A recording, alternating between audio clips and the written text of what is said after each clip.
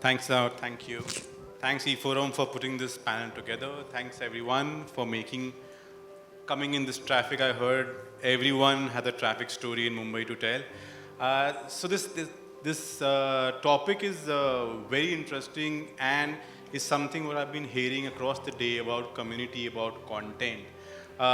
In today's noisy digital era where everyone is fighting for the mind space of a consumer's content, and where we aren't swiping only to get the perfect match, but also to get the perfect content match.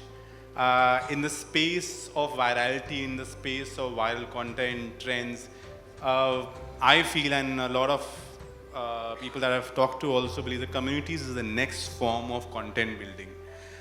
We have seen large communities being built. We've seen people struggling to build communities. And we always are in the battle of should it be a community or just be a campaign. Opening up to the panel, I start from extreme right. Harmeet, we've seen the Body Shop doing some fabulous job in the community building. We've seen you partner with artists to build micro communities also. And we've also seen that you've gone ahead and built the community over years. Do you think, and you also mentioned something very, very particular about values in the last session, that you build content, but you do not forget about the values that you've been continuing. Is it difficult for you to marry all these things together when building a community? And has brand building for you changed over the last couple of years? Okay, so hi. Great question. So first of all, yes, you're right. Body Shop has been a community building brand, I would say, since many, many years. And no, it has not been difficult at all. It is actually, it is in the DNA, I would say.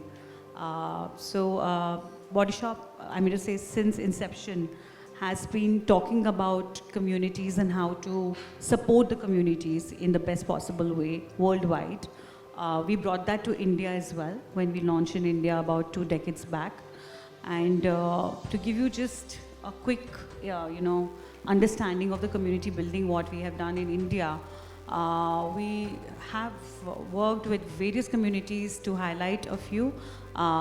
Plastics for Change in Bangalore, community for the marginalized workers, the waste pickers. We have been working with them for almost 6 years now, supporting almost 2,000 plus families with their education, with their health, insurance, with their day-to-day living, and also donating e-tricycles to these waste pickers. They are based out of Bangalore, and a bit more areas in the south. But just to say that, Plastics for Change just resonate with the brand because we have the plastic recycling program with them. So what we do is that content, as to what we are actually advocating for sustainability, that we want our consumers to come to our store and give back the empty bottles and the jars so that we can recycle them. In return, what we are doing is we are giving livelihood to these communities, to the waste pickers, and helping them build their better life. So this is just one of the examples what I'm giving you, what we are doing. We are doing many more things in terms of doing some more campaigns, running some programs with marginalized communities like for female empowerment. I just said in the last session that we did something in Raksha Bandhan very recently in August. We worked with Terraco somewhere in Panchkula where we supported them and we bought Rakhis from them, So I think every year we have an aim. I think marketing, yes, is important. To make content is very important to of course showcase that what the brand has in terms of products. But very important is the true messaging of the brand, what we give out in building these communities and helping them to grow bigger and better. So thanks. Also, has it changed over the last couple of years? Have communities been driven by content creators, or is still driven by micro communities for you? Well, I would say it has really changed for us because The content creators, in terms of that what we want to showcase, it's been there in the, as I said, it's been there in our DNA. So whether we launch a campaign where we highlight and involve a community, it's always community first brand, I would say. And then of course comes the product and the ingredients and many more things in the body shop. Thanks. So I'll talk to Tanmay about it now. So Tanmay, in the space of products that you have great large SKUs, you have different product lines. You also must be fighting a battle between, do I put a product first or do I go after intent marketing? Do I showcase a journey of how to use a product, or do I show the features of a brand? While I skimmed through your social networks, I saw a lot of design focused content. I saw a lot of micro communities being built for each small SKUs where each small communities are being tapped into. How have you been able to tie them all together, or is it all a single community which is driving it all together? No, actually, so Manan, actually good point. So we are one brand, but we are many products, and in fact we are many business lines, and each of them have a very, very different interplay with a very different sort of interest group. So if I were to tell you, we sell fans. Now you'll say, what does fans got to do with community, except for the fact that it shares its name with fans of a different kind. But fans are a product which are half technical, half do-it-yourself. So you need electricians almost always to install it. So we have a huge engagement program that intersects and talks to electricians at scale to kind of make sure that we tap into their insights in upstream as well into product development.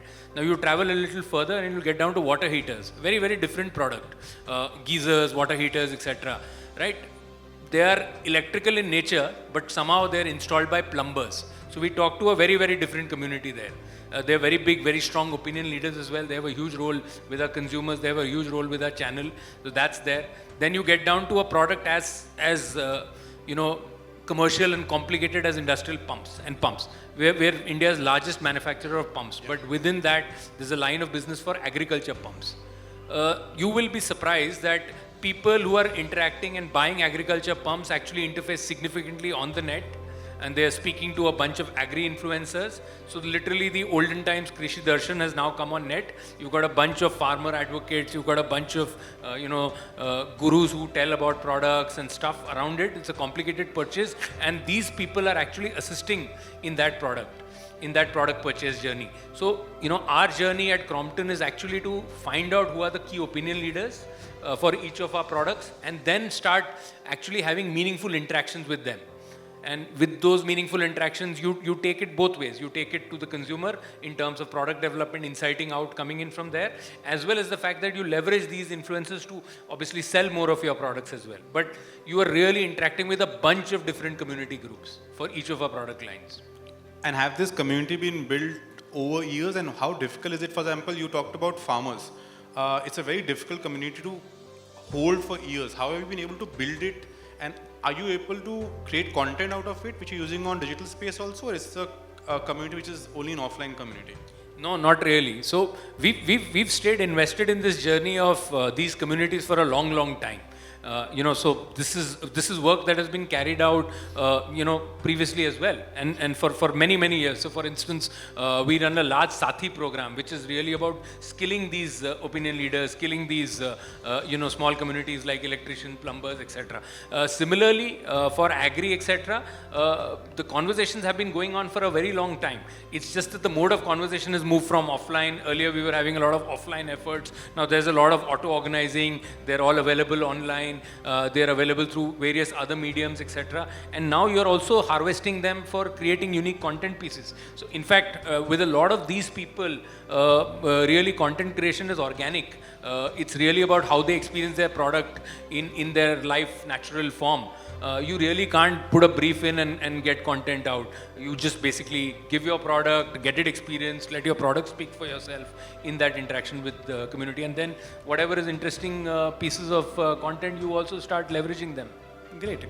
So I'll talk to Siddharth. And Siddharth, when you look at the complete space of the digital ecosystem, and in terms of the offline space also, as a brand which is an offline first brand, and where communities and content are being tapped into on social first. How do you see your platform coming ahead and helping these brands build?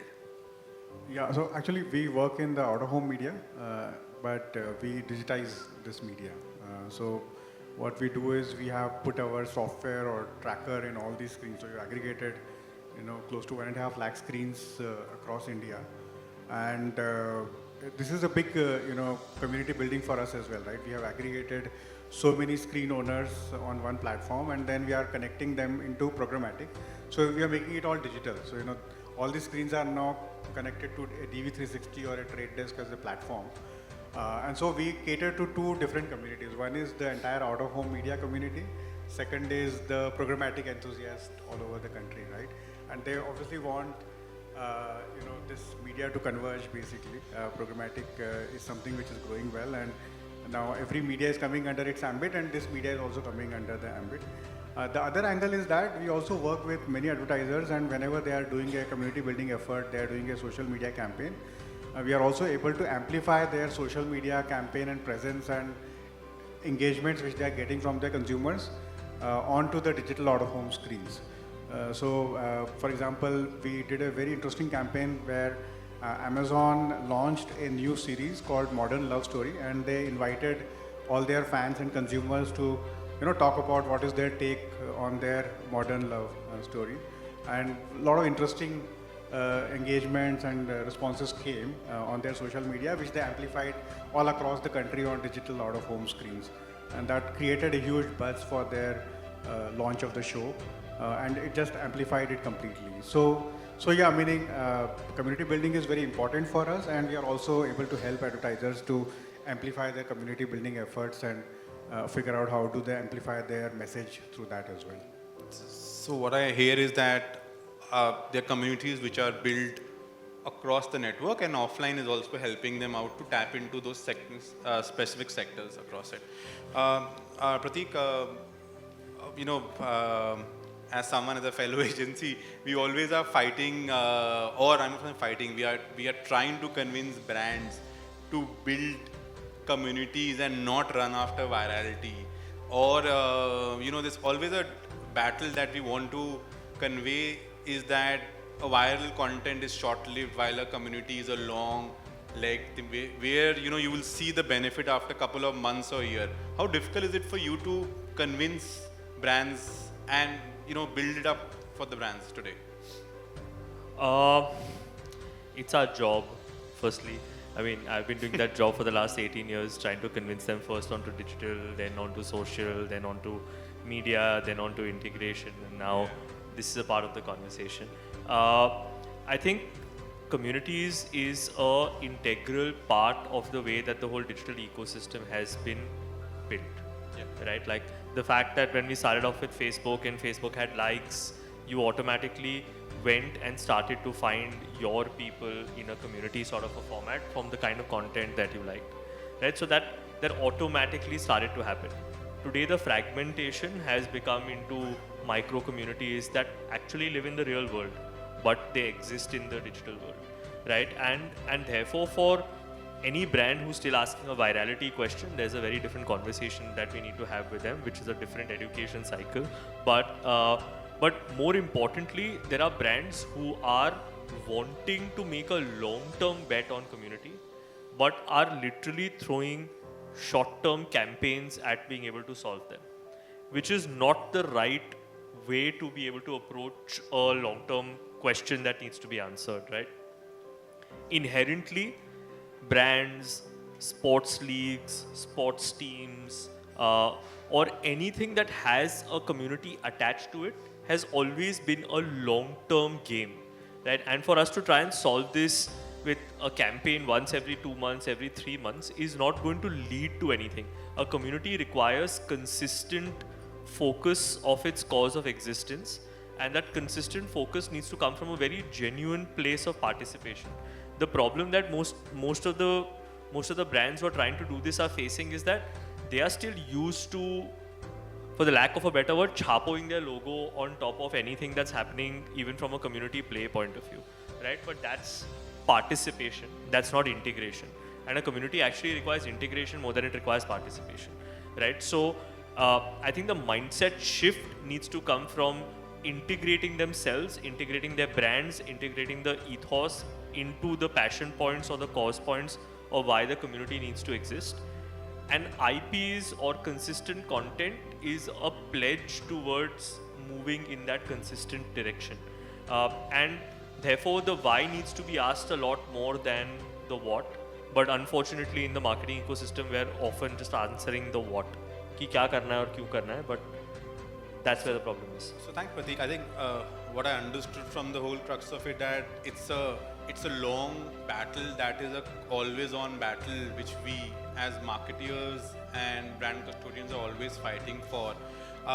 So Manas, I think the similar point, but I feel that as someone who's been doing this for more than 2 decades now, we are fighting the battle internally. When I say as a culture building agencies for building content as a long tail, and for brands, what do you think are some mistakes which brands are today doing while creating communities?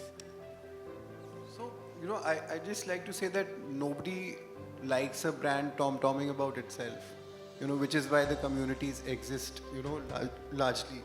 And, and also when we are talking about communities are two-pronged, one who are invested with you, like B2B, like he mentioned. Yeah. Like, for instance, we work with Pidilite and we activate the entire ecosystem of people, who are, say, plumbers, architects, electricians, all of those people. And empowering them also gives them a purpose. So they are wholeheartedly into it. And then you don't need to put a banner on Meta or, Google or anywhere and then promote it. These guys will do it themselves. Their stories are the ones which are selling. And as a brand, empowering these people, whom you have actually nurtured from ground up, they value you much more. So those are the guys, whom people would want to listen to, because they are the ones who are promoting you and they invested in you as your brand as well.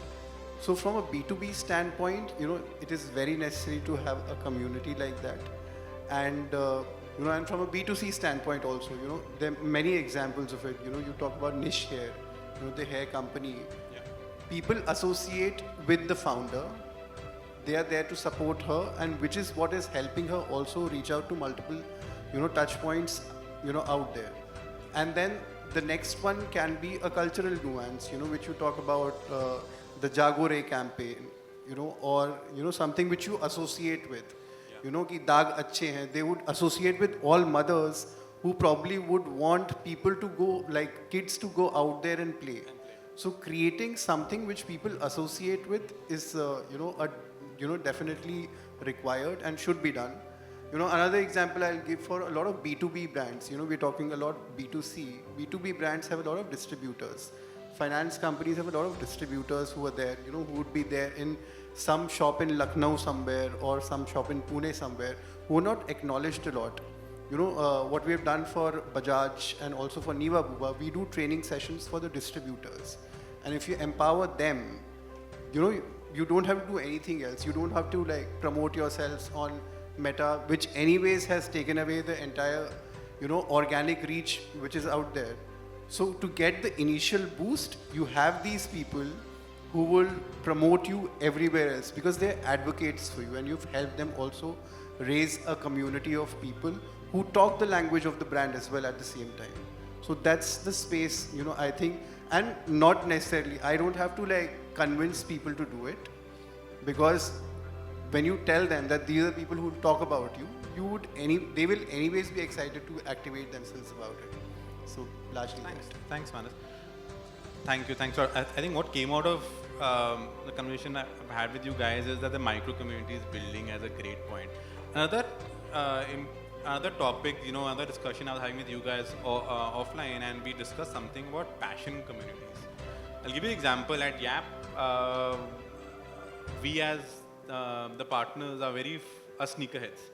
We went ahead and made our own community and then made it into an IP called Indian Sneaker Convention, which is now seen three years into it. Do you think the future of communication, or when I say intent marketing, is more driven through passion communities, or is passion communities going to drive the focus towards building larger communities also? So Tanmay, I'll open up to you. Yeah, so passion is a very, very strong rallying cry, right? It gives you unifying purpose. I mean, okay, let's say I've been following Arsenal for forever and we've been fourth and whatnot for forever. But that united grief unites us like how? Similarly, I'm a quizzer. That community is paid for itself in many ways. It's an auto-organizing community. You'll think, what is a nerd sport got to do with communities? There are factions running. There's Karnataka Quiz Association, there's Bombay Quiz Club, there's a Delhi Quiz Association, so on and so forth. This is an international association. This community actually kept life very, very entertaining during COVID. We would organize quizzing playoffs on the net. In fact, I met my wife while quizzing. So it's... I mean, what more can I say? I have a better life because of quizzing. Did you win the... Yeah, as I keep telling her, you're the best trophy I won. But nonetheless, I mean, these are great rallying points. And I think they will find their own ways of commercializing themselves. But, you know, what you get is great loyalty. And if you have a meaningful way to tap into it, I think a brand will have a great place to kind of speak. So like, if a sneaker brand actually is meaningfully interacting with your community, God knows, they can end up literally creating a new range for you, customizing, living off you vicariously, so on and so forth, I think. A matter of fact, sneaker brands, more than sneaker brands, they are brands who want to feel like younger brands are associated with our community.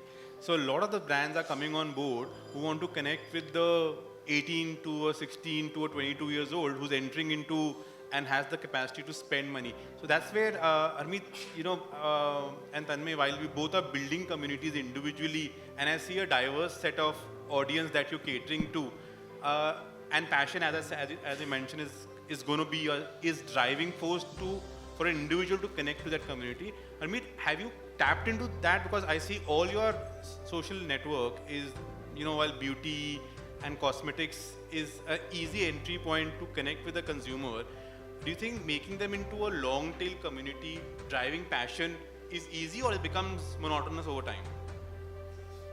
Well, I would say, you know, building communities through passion is easy in a way. Okay. It's not that difficult because people understand that, you know, that how we connect with them, what they're passionate about.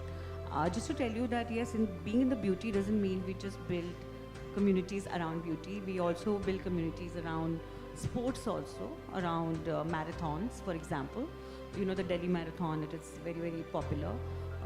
We would like to participate and as in that community and giveaways, you know, like SPF, for example. Yeah. It's a part of it, so everybody needs it. Anybody who's running, a sports person needs an SPF. So we don't restrict ourselves to just a beauty-led community and what the beauty-led community can do.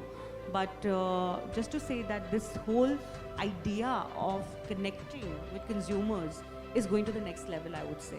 You know, how the brands are doing it, they're not doing it in the cliche manner. Everybody understands that if you have to just do a simple thing and connect with them, just because we know, you know, you'll understand it more closer, but we want to do it in a way where they appreciate that they say, okay, this is the brand I want to connect with.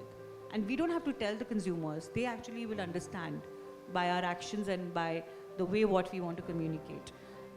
And again, I would say, I just said that in the last session as well, that you know, these days consumers are very, very smart. They understand the marketing, that how brands, what are they communicating, and how they want to absorb them.